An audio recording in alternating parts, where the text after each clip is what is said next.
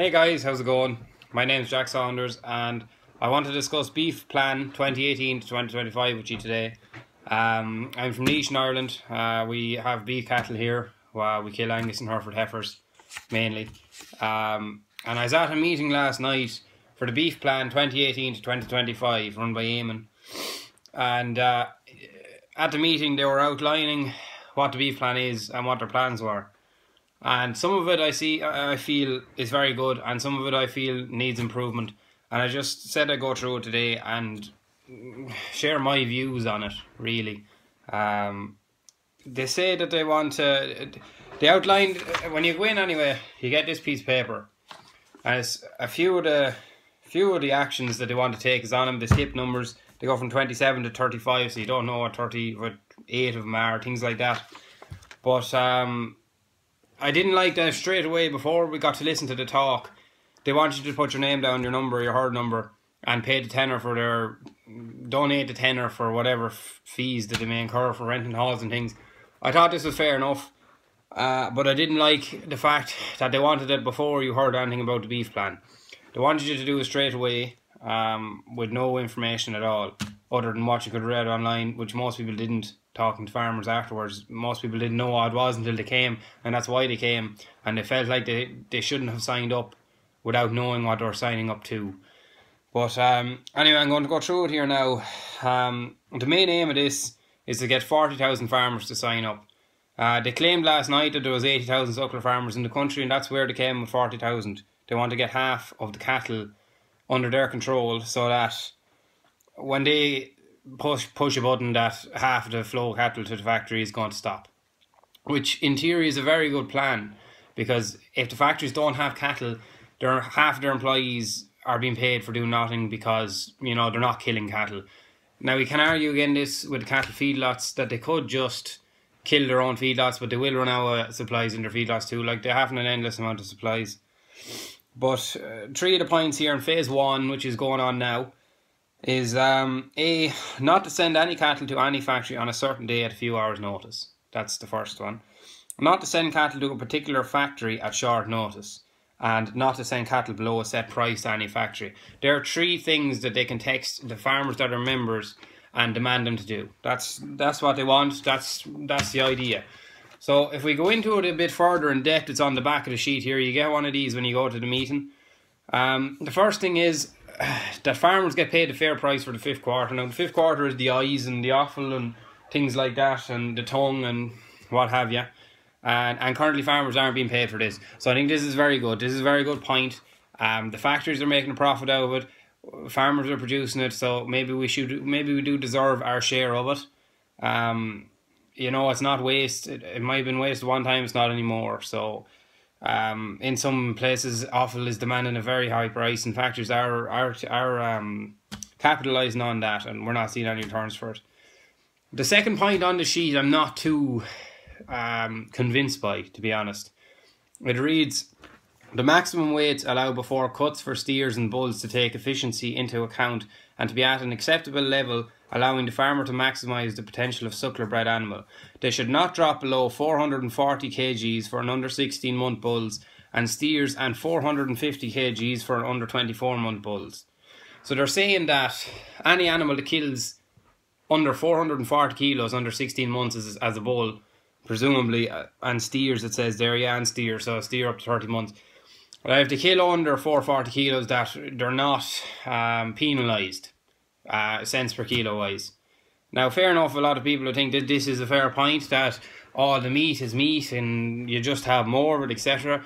But the difference in the size of steak from a 440 kilo animal to a say an Angus heifer killing 280 kilos is huge. The difference is huge, and why they don't want these big carcasses is that they won't fit in the... If you go to your retailer or your supermarket or wherever you buy your meat, you can see them in the trays, and the Anguses have 2 steaks in a tray, and that's what they want. But if you go to a 440 kilo animal and you take a steak off it, the 2 of them won't fit in the tray, and if you do put them in the tray, they look very unsatisfying. They don't sell. So, like, the idea of meat of it is we sell the cattle to the factory, they butcher it and they send it to the supermarket, and the supermarket sells it to the consumer. So the consumer doesn't want big steaks because, number one, they're too expensive and they're unappealing, and so like consumers look at the big steaks and think like, I don't want that much steak, I wouldn't eat that, I'm going to buy two smaller ones. So the market isn't there for the big steaks, and that's why cattle are cut over say 400 kilos to keep the steaks at a level where consumers would like happily buy them and eat them. When we go on to the next point then, when a finished animal coming from a quality assured farm is sold in the mart to a new buyer, should receive the 12-cent quality assurance without any retention period. This is a very good point. At the minute, if I buy an animal in the mart from a quality assured farm, we're quality assured as well, we have to keep the animal 70 days on our farm before it is rendered quality assured again, before we get the 12-cent bonus when we kill an animal. You're not allowed to kill the animal, like you get penalised. It's 50 days you can kill the animal and you can get the breed bonus, but you don't get the 12-cent, and if you keep them 70 days you get the 12-cent and the breed bonus. So that's a very good point, and it should be addressed, because an animal coming from a quality assured farm is already quality assured.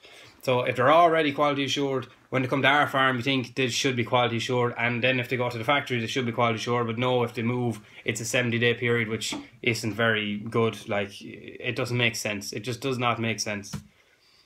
Now the next point, they say a once calved heifer.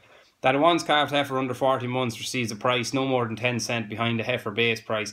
I don't understand this, because the quality of meat from a 40-month-old heifer that's had a calf is going to be a long way behind a heifer, say an under 30-month heifer or 22, or whatever you want to kill him at, that hasn't had a calf, because there is differences in the meat.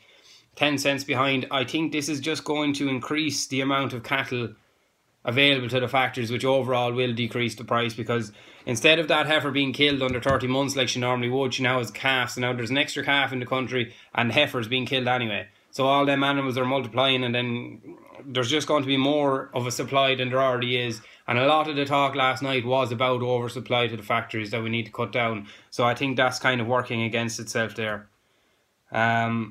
We go to another point. There should be uniformity enforced around the hide pulling, trimming carcasses and the lighting of grading machines, so that the grades and fat scores are uniform in all factories. This is a very good point. They made the point last night that the hide pullers are different in some factories.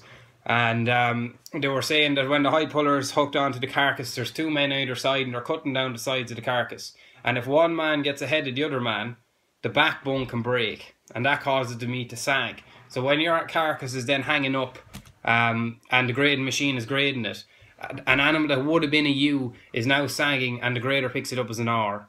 So you're paid, you lose whatever that is it 8 cents or something like that from the grade, from one grade, just because they didn't cut the carcass properly, or the hide off the carcass properly. So that should be addressed. That's a very good point. I agree with that fully. And here's another very good point. Farmers to have a representative in every factory, fully trained and recognised by factories and the Department of Agriculture, whose job it would be to check scales, grades, trim, hide puller samples taken from detection, e.g. to be paid out of existing levies. So this is just a normal farmer that's been trained to department spec that's in the factory, and they're going to oversee the killing process to make sure everything is done properly and done correctly, and the farmer is getting what he should get. Another point here. The expertise from purchasing groups already operating to be used to encourage and facilitate farmers nationwide to roll out purchasing group. A big talk last night was starting a committee for every county.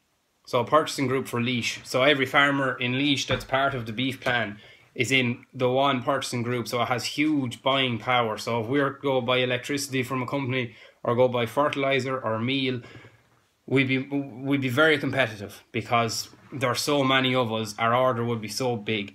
But the problem, I think it's a very good idea, but the problem with it is that there's dates that things have to be paid by in purchasing groups, and as long as the farmers paid by those dates, I think that'd work very well. It'd work very well. And the final point here, 64G, a complete overhaul of the BDGP scheme, so that it reflects that 80% of the offspring of suckler cows are destined for beef, while only 20% are destined for replacement. I don't know. A fierce amount of the talk last night was for small suckler farmers. Most of the people there were 20 cows, 15 cows, and killed 20 or 40 cattle a year. And they were complaining about the BDGP scheme because they once had great beef cattle and they all had no stars. So when they entered the scheme, they had to have so many cattle as 4-star and 5-star replacements, and so the quality of their beef, the terminal index, fell dramatically. So they were saying that the terminal index should account for 80% and the replacement index should account for 20%.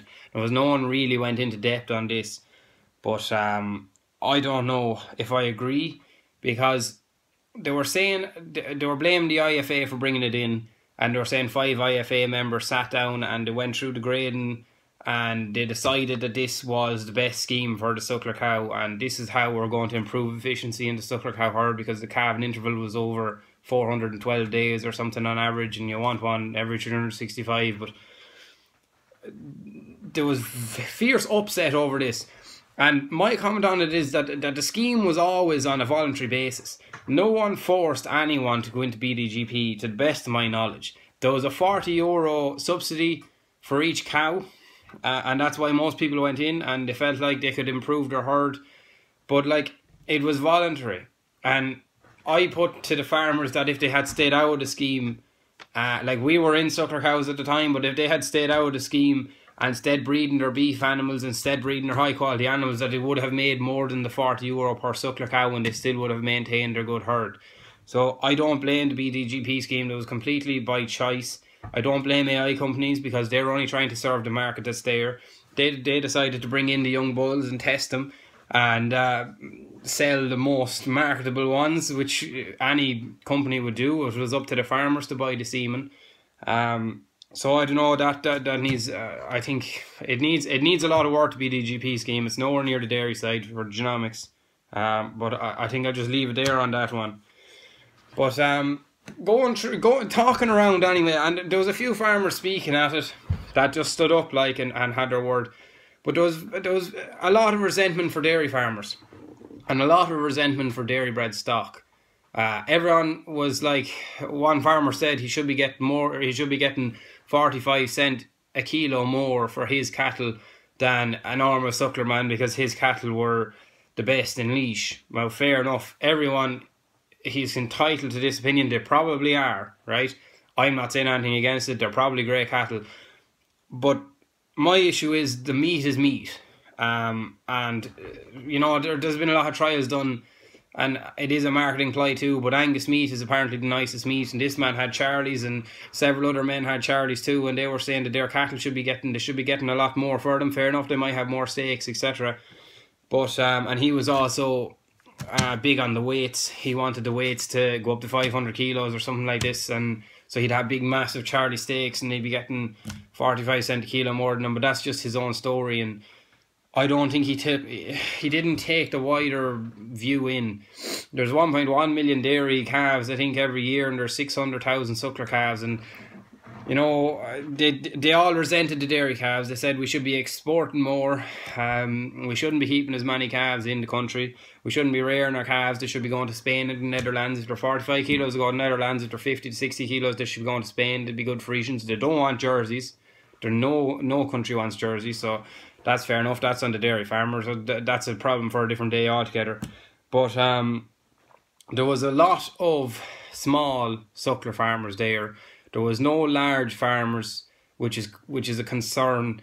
Eamon mentioned that a fella rang him during the day that kills 20 heifers a week, so 1,000 heifers a year, and displayed interest in it, but he wasn't at the meeting. So I don't know how successful. I think it's a great idea, but I think there needs to be more unity, because the suckler farmers seem to think that because they have 20 cows and they kill 20 heifers a year, they should make a living out of it. And resent the man that's killing 1,000 cattle, and think like, why is he getting more from the factory than I am, whereas the guy with 1,000 cattle, maybe they're more efficient, maybe they grew the business from nothing. You don't know anyone's story, like. But if you're only killing, like the law of money, if your margin is so much on an animal and it's multiplied by how many animals you have, so if you're making €200 on an animal and you have 10 of them, you know, it's €2,000. If you're making €200 on an animal and you have 100 of them, it's 20. 1,000 of them is, you know, it scales that way, and that's how these men are able to make money. So maybe if your suckler cow, in my opinion, I think this needs to be for the beef farmer, not the suckler farmer. And going into it, I thought it was for the beef farmer, for the beef, because there's a lot of talks about factories, but most of the talk once we got in there was just suckler bred cattle and how much more there should be worth than dairy bred cattle. So they're segregating the beef community and they're resenting the dairy community for giving more money for rented land and what have you. And I don't know. They really need to get uniformed. Other than that, it's a great idea. I respect the man for doing it. I'd like to help in any way I could possibly help. But from what I heard last night, I came out of it very demoralised. And there's a beef finisher up the road from us. He kills 350 cattle every 5 or 6 months. Every 5 months, I think he kills them. And he asked me what I thought of it. And I said, I don't know. I'd have to go home and think about it, which is what I did. And this is the video that came of it. And he said, well, I'll put it to you this way, if there's a lorry coming up the road to me to collect 20 cattle and I've my price agreed on and I'm happy and them boys ring me and tell me not to kill any cattle, the cattle will go to the factory. And that seemed to be the way. So there must be another way of doing it. I think maybe, like, I don't know. That's it now. I think the retailer is squeezing the factory and the factory is squeezing the farmer and the farmer isn't fighting back. So, but if the farmer squeezes the factory, how much of a margin has the factory? Like, we don't know. There was no mention of any facts last night. No one said that a factory is making 50, 40, 60, 100, 200, 1,000 euro an animal. No one knows what they're making. No one said what they're making. There was big claims that we're going to get 70 cents more a kilo for our cattle, but where does that come out of the factory? You know, is it the retailers, is it the supermarket squeezing the factory so the factory only is making maybe 40, 30 euro out of an animal, and it's just the amount of animals they're doing, killing 500 of them a day, every day, 5 days, 4 days a week, you know? I don't know. I think it needs to start with the retailer. And work its way back, because if we target the factories, that's our route to market. Like, if we've no route to market and the retailers decide we're going to get our meat somewhere else, where do we go? You know, that's all I have to say on that. Thanks for watching. I hope I didn't talk too much crap.